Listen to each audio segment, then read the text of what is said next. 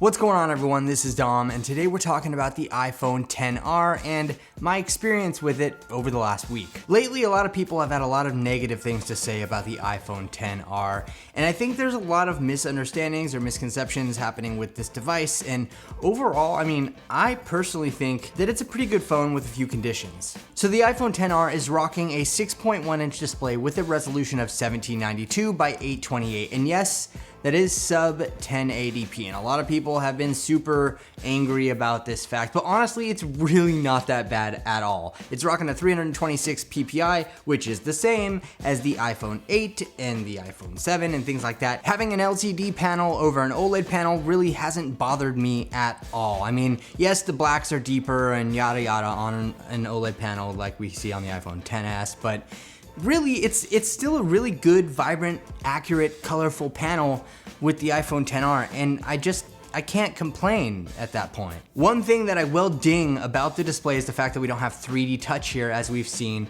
on previous devices, and yes, it is different. So they have something new called Haptic touch, which doesn't feel the same at all. Basically, it's just a long press on a button to get some of that functionality, but you don't have the same 3D touch functionalities that you do on app icons. It's just like things like the flashlight and the camera on the lock screen. You can long press on, you get this slight little buzz or vibration when it comes into play, and it just doesn't feel the same to me. It's kind of weird to get used to.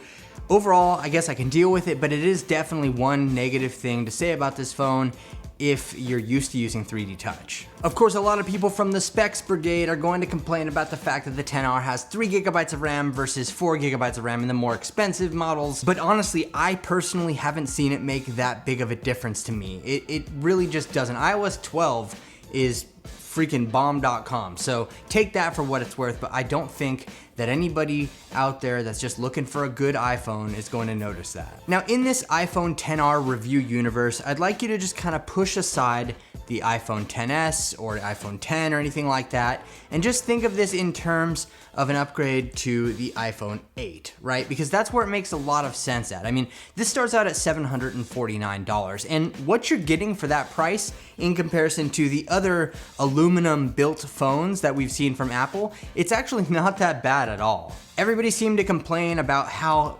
costly the iPhone X and iPhone XS and XS Max are, but then when they release something that's less expensive at $749, then everybody complains that that's too much money for what you're getting here. But honestly, I have to disagree with all that. And of course, we do have things like Face ID here. There's no home button on the iPhone XR. It basically performs just like an iPhone X in terms of its feature set with the speed and performance of the iPhone XS, if that means anything to you.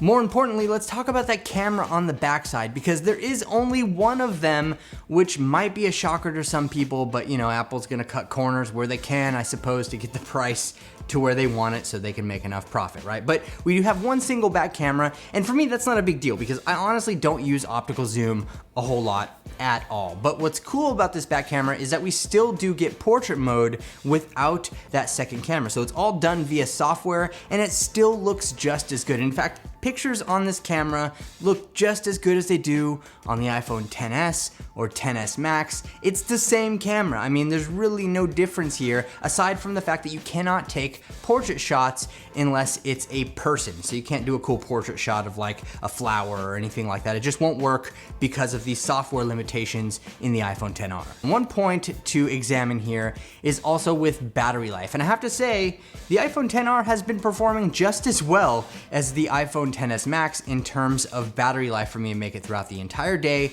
without any problems at all. And I kind of like that it's the middle ground between the XS and the XS Max, and right slap dab there in the middle, you have the iPhone XR. Overall though, I really can't complain a whole lot. I mean, I think that the value proposition is amazing with the iPhone XR, especially for people that are new to iPhone or people that are upgrading from an older iPhone like the iPhone 5, 6, 6S, 7, you know, things like that. This is a perfectly good device, and it's definitely Apple's best value to date. So anyway, I wanna know what you think about the iPhone XR. Be sure to drop me a comment below. Let me know your thoughts about this whole thing, whether you love it, you hate it, I don't know.